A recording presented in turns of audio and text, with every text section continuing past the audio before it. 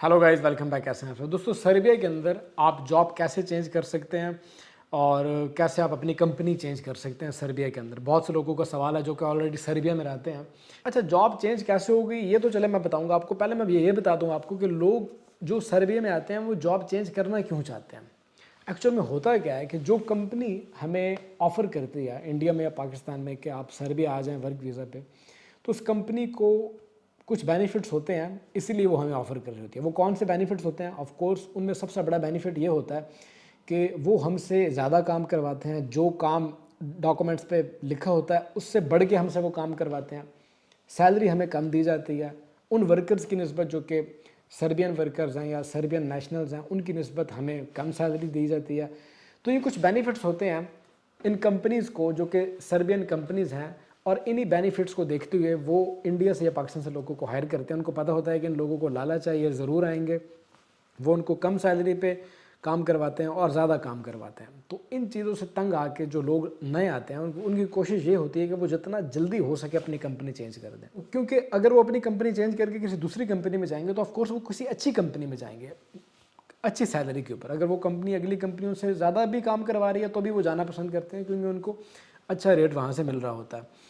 तो ये कुछ चीज़ें हैं जो मद्देनज़र रखते हुए नए लोग जो यहाँ पे आते हैं वो कोशिश करते हैं कि वो किसी दूसरी कंपनी में चले जाएं। तो ये रीज़न हैं कि क्यों लोग यहाँ पे आके अपनी जॉब्स चेंज करवाना चाहते हैं जितना जल्दी हो सके। और अगर आप भी सर्बिया आना चाहते हो तो मैं आपको बताता चलूँ कि सर्बिया में आके अगर आप अपनी जॉब चेंज करना चाहते हैं तो ये उसी कंडीशन में पॉसिबल है कि पहले आपको जो डी वीज़ा मिलेगा आपकी कंट्री से, जो 6 महीने का होता है, तो उन 6 महीनों के अंदर तो आपने उसी कंपनी में जॉब करनी होगी जिस कंपनी ने आपको ऑफ़र किया या जिस कंपनी ने आपको बुलाया है सर्बिया में।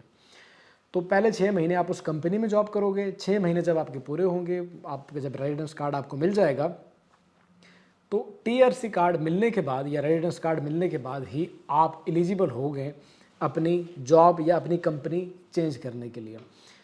यहाँ पे एक चीज़ आपको बताता चलूँ गाइस कि अगर आप सर्बिया में किसी स्पेसिफिक काम के लिए आए हो, यानी कि फॉर एग्जांपल आप सर्बिया के अंदर हेल्पर की जॉब के लिए आए हो, तो फिर आप अपनी कंपनी तो चेंज कर सकते हो लेकिन आप अपना जॉब टाइटल चेंज नहीं कर सकते। वो बहुत मुश्किल है, करने को पॉसिबल है लेकिन वो बहुत मुश्किल। उसके लिए आपको अच्छा वकील चाहिए होगा, डॉक्यूमेंटेशन आपको चाहिए होगी, काफ़ी चीज़ें आपको मैनेज करनी होंगी।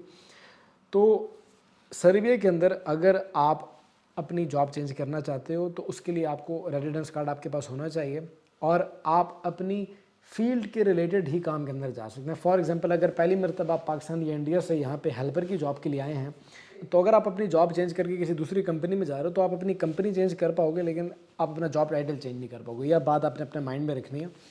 अब रिक्वायरमेंट्स क्या हैं? सबसे पहली जो रिक्वायरमेंट है वो तो एटलीस्ट आपका रेजिडेंस कार्ड आपके पास होना चाहिए। सेकंड नंबर पर आपके पास आपका एनओसी होना चाहिए उस कंपनी की तरफ से। इसके बाद जिस कंपनी में आप जा रहे हो, जिस कंपनी ने आपको ऑफ़र किया, उस कंपनी की तरफ से आपको offer letter, job contract, accommodation proof कि वो कंपनी आपको कहाँ पे रखेगी, क्या काम देगी, तमाम डिटेल एक जॉब कॉन्ट्रैक्ट के अंदर मेंशन होनी चाहिए। ये तमाम चीज़ें जब आपके पास होंगे तो ही आप एलिजिबल होगे अपनी कंपनी चेंज करने के लिए। ये तमाम चीज़ें जब आपको नई कंपनी प्रोवाइड कर दे तो उसके बाद आपने उस नई कंपनी को, जहाँ पे आप जा रहे हो, उस कंपनी को आपने कहना है कि आपके जो रेजिडेंस कार्ड के ऊपर एड्रेस है वो एड्रेस चेंज करवाएं और अपनी कंपनी का एड्रेस डलवाएं, क्योंकि जो आपको रेजिडेंस कार्ड पहला मिलता है वो उस कंपनी के एड्रेस पे होता है जिस कंपनी ने आपको सर्बिया में इनवाइट किया है। तो जब आप कंपनी चेंज करोगे तो आप नई कंपनी का एड्रेस उसमें ऐड करवाओगे। इसके साथ ही आपको अपनी नए बॉस के साथ या नई कंपनी ओनर के साथ आपको एक मरतबा फ़ॉरेन ऑफिस जाना होगा ये अपडेट करने के लिए या रजिस्ट्रेशन करवाने के लिए कि अब आपने कंपनी चेंज कर दिया और आपके एड्रेस जो है आपके रेजिडेंस कार्ड पे अब वो चेंज किया जाए। अगर आप अपना एड्रेस चेंज नहीं करवाते और आप उसी रेजिडेंस कार्ड के ऊपर काम करते रहते हो यहाँ सर्बिया के अंदर, जो कि आपको अपनी की पहली कंपनी की तरफ से मिला था, तो वो जो आपकी पहली कंपनी है वो जब भी चाहे आपका वो कार्ड कैंसिल करवा सकती है। तो आपने अपना एड्रेस लाजमी चेंज करवा देना।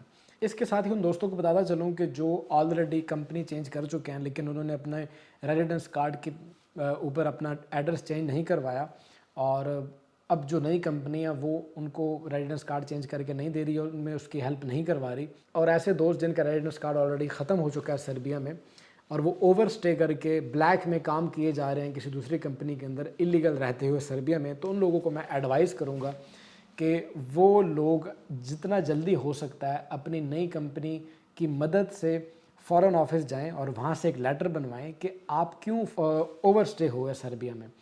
तो वो लेटर जब आपका बन जाएगा या जब आप फ़ॉरेन ऑफिस में जाके ये अपडेट कर देंगे तो उसके बाद आप अपनी कंट्री वापस जा सकते हैं। आपको कोई परेशानी का सामना नहीं करना पड़ेगा, ना ही आपको किसी किस्म का फ़ाइन पे करना पड़ेगा। लेकिन अगर आप ओवरस्टे हो गए और आप पकड़े जाते हैं तो ऐसे कंडीशन में एक तो आप वापस जाओगे प्लस आपको फ़ाइन भी भरना पड़ेगा। तो ये कुछ इन्फॉर्मेशन थी जो कि आप दोस्तों के साथ शेयर करनी थी। अगर आप ऑलरेडी सर्बिया में रहते हैं और आप कंपनी चेंज करना चाहते हैं और इस कंपनी चेंजिंग के प्रोसीजर के अंदर आपको अगर लॉयर की ज़रूरत है, इमिग्रेशन लॉयर की, तो उसके लिए आप हमें कांटेक्ट कर सकते हैं, हम आपकी हेल्प करेंगे।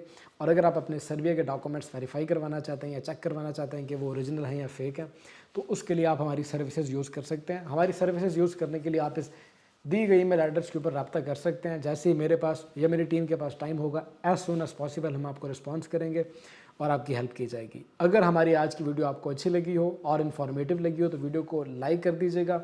इसी किस्म की मज़ीद अच्छी वीडियोज़ देखने के लिए हमारे चैनल को सब्सक्राइब करना मत भूलिएगा। मिलते हैं इसी तरीके की अगली वीडियो में, तब तक के लिए टेक केयर, अल्लाह हाफ़िज़।